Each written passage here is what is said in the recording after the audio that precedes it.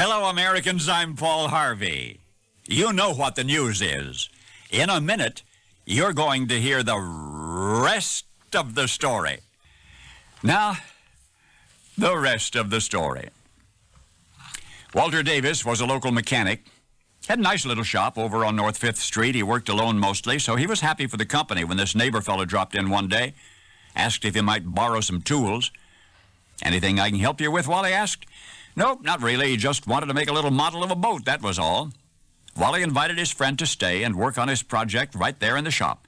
The invitation was accepted, and then Wally learned the rest of the story. It seems this fellow had just come home from a boat trip with his wife and son on the Niagara River. The boat had run aground on a sandbar, no help in sight, so the captain ordered his crew to collect loose planks, empty barrels, wooden boxes, and the like, anything that would float, and had them force those objects underneath the boat's hull, and their buoyancy freed the craft, which then continued on its journey. So, Wally's friend got to thinking, what if a boat had spare buoyancy built into it, a device of some kind that could raise a beached vessel just enough to get her floating again? Well, the fellow returned home and he invented such a device. His was a system of expandable buoyant chambers controlled by ropes and pulleys and shafts and sliding spars. When not in use, the chambers would collapse, retract into a small space where they would not be damaged. And that's what he was building in Walter Davis's machine shop, a working model of the invention that he was sure would make him rich. It took him days. Other neighbors stopped by from time to time to look over his shoulder, to listen spellbound as he regaled them with brighter ideas still of harnessing the winds and the tides and even the sun itself for power. Eventually, the model was completed, and it, along with patent application, was sent to the nation's capital, and it was approved, patent number 6469, as it is known, by the way, to this day. And even that model remains somewhere on display.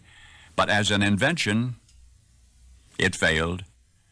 It failed. Engineers and boat builders were shown the prototype.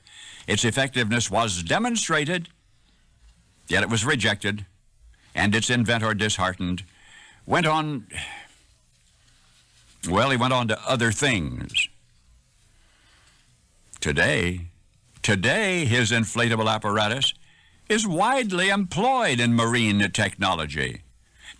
In fact, the sunken treasures of the Titanic herself, including one 20-ton section of her hull, was actually raised the requisite 2.5 miles to the surface by a pneumatic contraption, much like the one conceived and concocted in 1849 by Walter Davis's friend. Davis, the Springfield, Illinois mechanic, before today you'd never even heard of him. And had his neighbor, the inventor, grown wealthy inventing, you might never have heard of him either. But as he failed in that, he turned elsewhere to succeed. And now American history reveres the floater of beached boats, the lover of machines, the forecaster of wind and water and solar power, the clever innovator. We revere him instead as the great emancipator, Abraham Lincoln, now that we know the rest of the story.